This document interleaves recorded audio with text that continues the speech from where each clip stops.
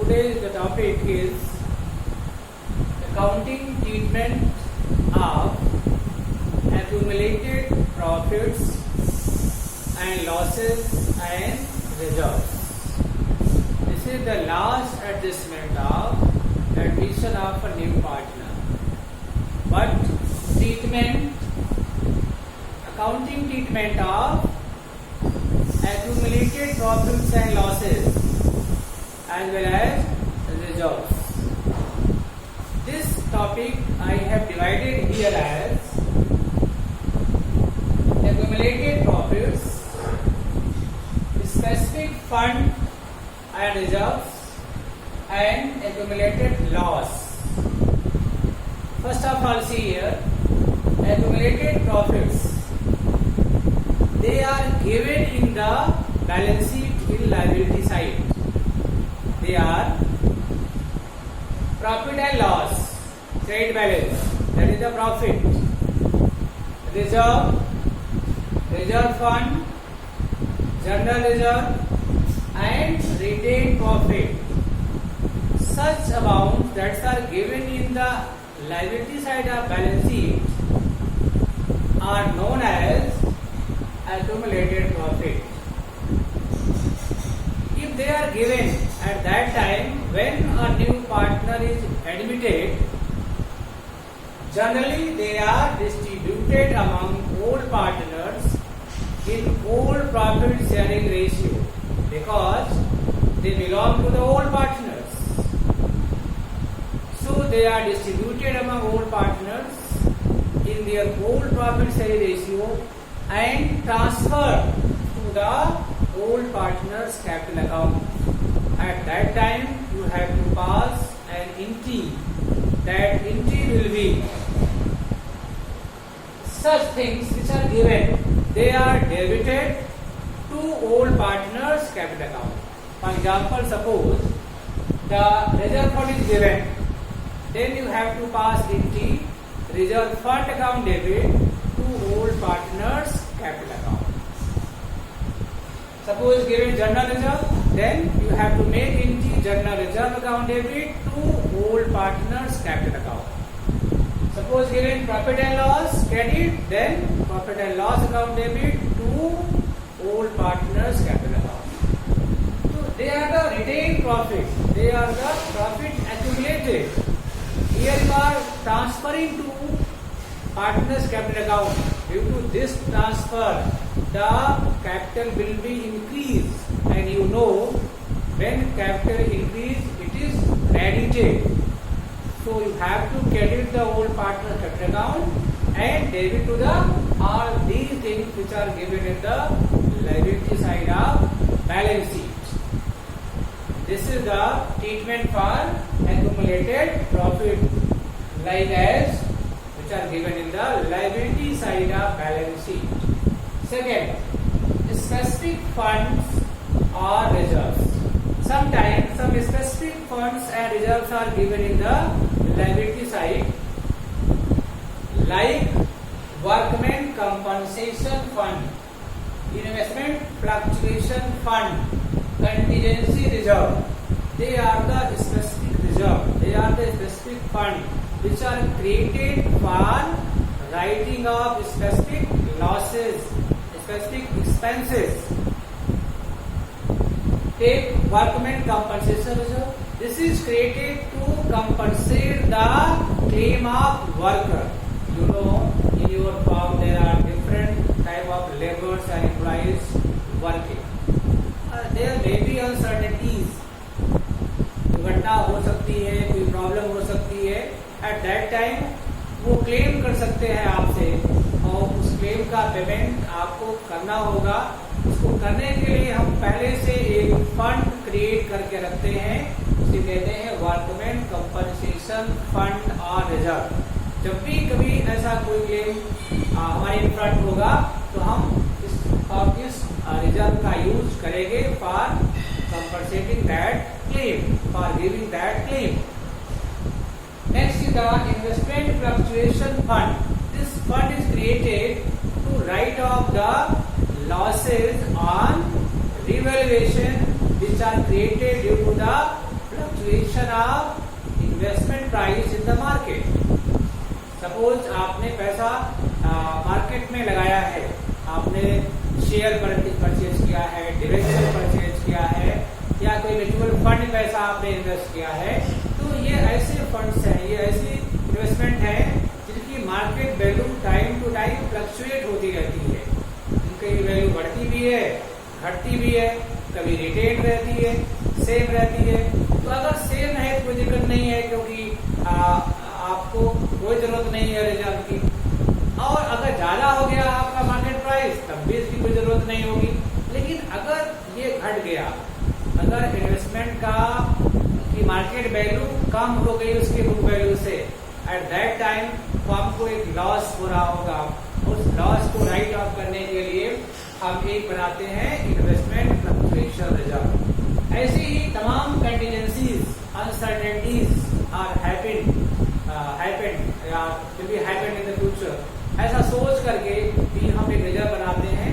और उस अनसर्टेनिटी की जो प्रॉब्लम आती है इकोनॉमिकल, उसको हम फेस करते हैं बाय द कंटीजेंसी रिजर्व।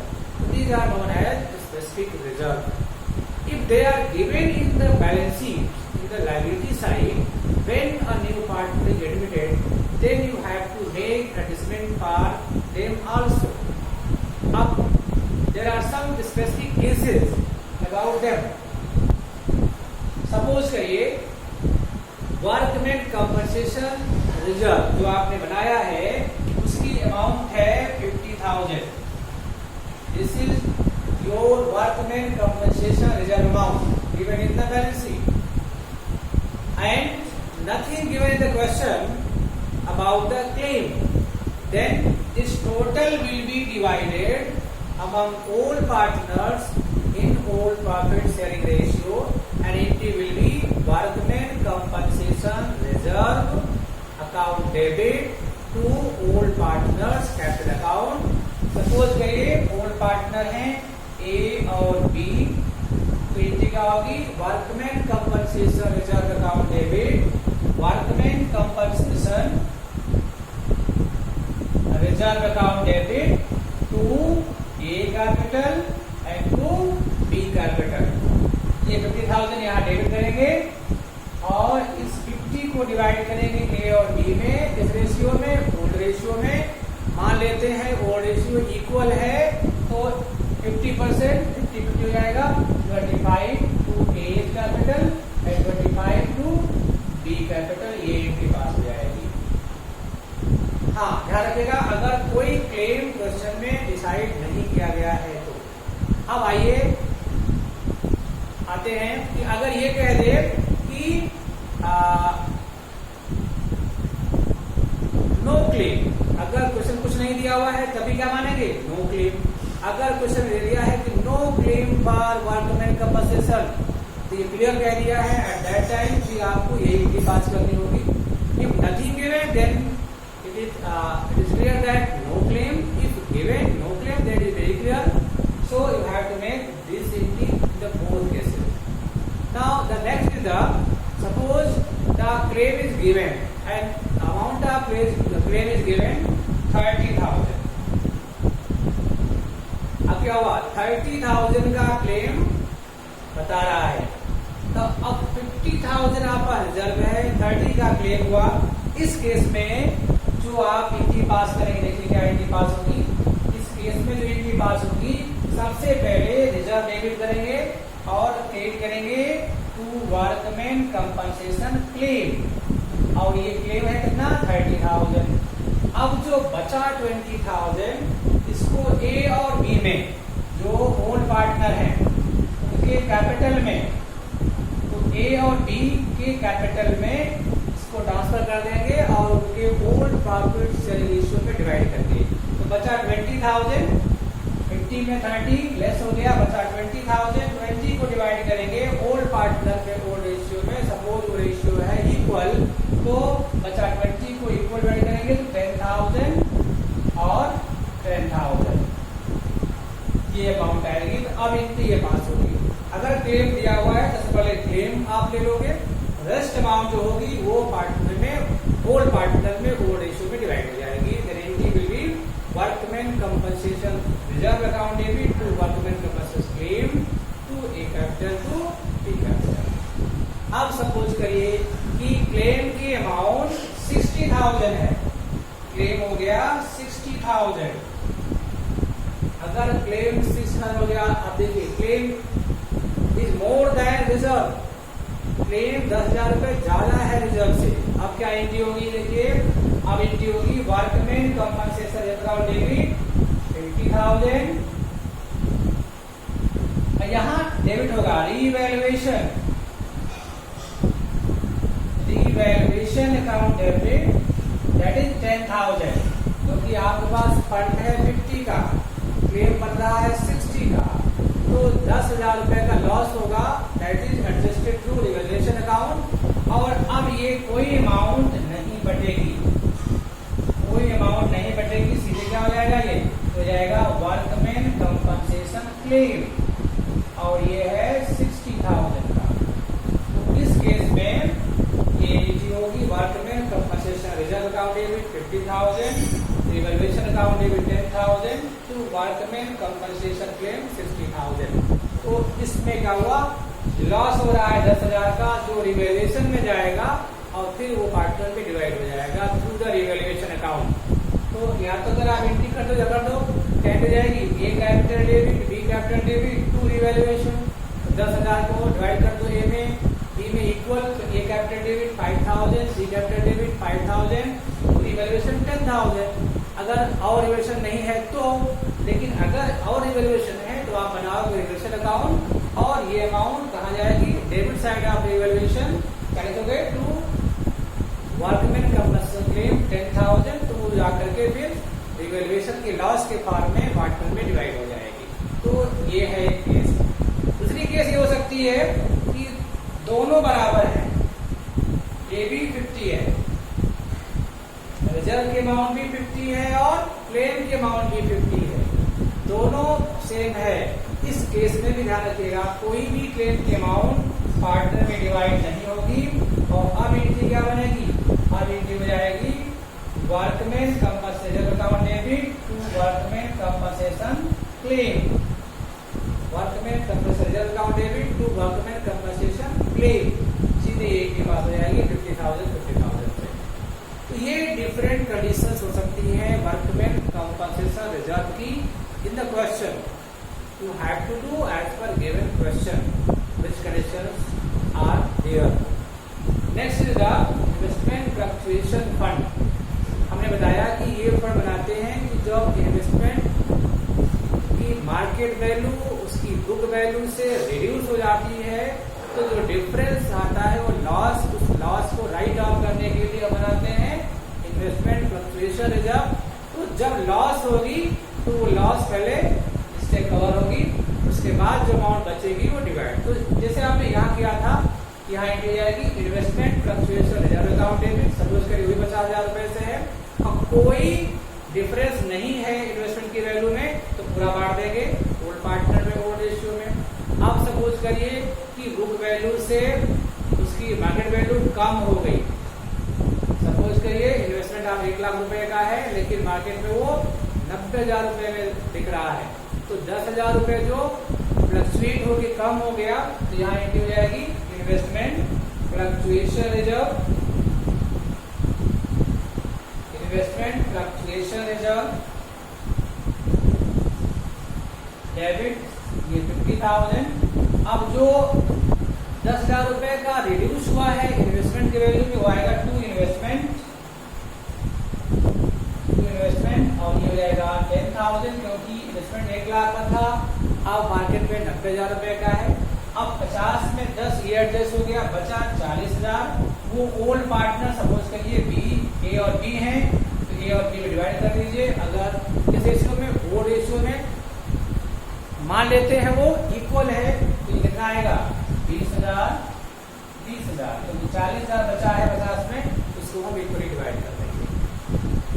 हाँ, यहाँ भी हो सकता है कि सपोज करिए आपका रिजर्व 50,000 है लेकिन इन्वेस्टमेंट 1 लाख का था जो अब बाजार में 40,000 का है, माने कितना घट गया 60,000 रिड्यूस हुआ, लेकिन आपके पास रिजर्व लेवल 15,000 का है, तो जो 10,000 कम है उस 10,000 के लिए हम कहाँ जाएंगे, ये एडजस्ट करेंगे रिवैल्यूएशन से, इनकी जाएगी revaluation account debit, revaluation account debit 10,000 to investment account और दैट विल बी 60,000। तो चूंकि उसकी मार्केट वैल्यू 40,000 है जबकि बुक वैल्यू 1 लाख थी, तो 60,000 रिड्यूस हुआ। इस 60 के लिए ऑलरेडी हमारे पास 50 है, उसको डेबिट करेंगे। जो 10,000 और ज्यादा रिड्यूस हुआ है उसको हम बेस करेंगे रीवैल्यूएशन अकाउंट से और उसको डेबिट करेंगे 10,000 रुपए से। इस केस में कोई अमाउंट पार्टनर में डिवाइड नहीं होगी, ये ध्यान रखिएगा। अब एक केस हो सकती है कि इन्वेस्टमेंट 1 लाख का था, बाजार में 1,20,000 का शो कर रहा है, 120 बाजार में है, तो आप देखिए क्या होगा इस केस में क्या होगा, दो प्रॉफिट। एक तो ये पूरा रिजर्व बढ़ जाएगा क्योंकि आपको जरूरत नहीं है इसकी, तो ए कैपिटल टू बी कैपिटल और ये 25 और रेशियो में 25 डिवाइड कर देंगे क्योंकि ऑलरेडी इन्वेस्टमेंट की वैल्यू ज्यादा है मार्केट में, तो आपको इसकी जरूरत नहीं पड़ेगी अब, तो पूरा बढ़ जाएगा। अब जो वहाँ 10,000 रुपए अभी जरा ज्यादा शो कर रहा है, 1 लाख था 120 शो कर रहा है, तो 20 वहाँ आपको गेन हो रहा है और ये एसेट इंक्रीज हो रही है, तो ये जाएगा रिवैल्यूएशन अकाउंट में और एंट्री होगी investment account debit to revaluation account. जैसे आप करते हो जब इन्वेस्टमेंट बढ़ती है तो क्या करते हो, रिवैल्यूएशन क्रेडिट करते हो, तो रिवैल्यूएशन क्रेडिट हो जाएगा और इन्वेस्टमेंट डेबिट हो जाएगा, एंट्री बनेगी investment account debit to revaluation account. अब फिर वो जाकर के रिवैल्यूएशन में as a profit old partner में ओल्ड रेशियो में डिवाइड हो जाएगा। तो ये था। अब ऐसे होता है एक है एक्यूमुलेटेड लॉस, जैसे ये कहाँ दे रहेगा, ये दिया रहेगा बैलेंस शीट में एसेट साइड में profit and loss debit balance, या कभी कभी कुछ डेफर्ड रेवेन्यू एक्सपेंडिचर दिए होते हैं जैसे advertisement suspense account, advertising expenses account, they are given in the asset side of balance sheet. इनको भी हम राइट ऑफ करते हैं, इनको भी हम ओल्ड पार्टनर में डिवाइड करके उनके कैपिटल में ट्रांसफर कर देते हैं।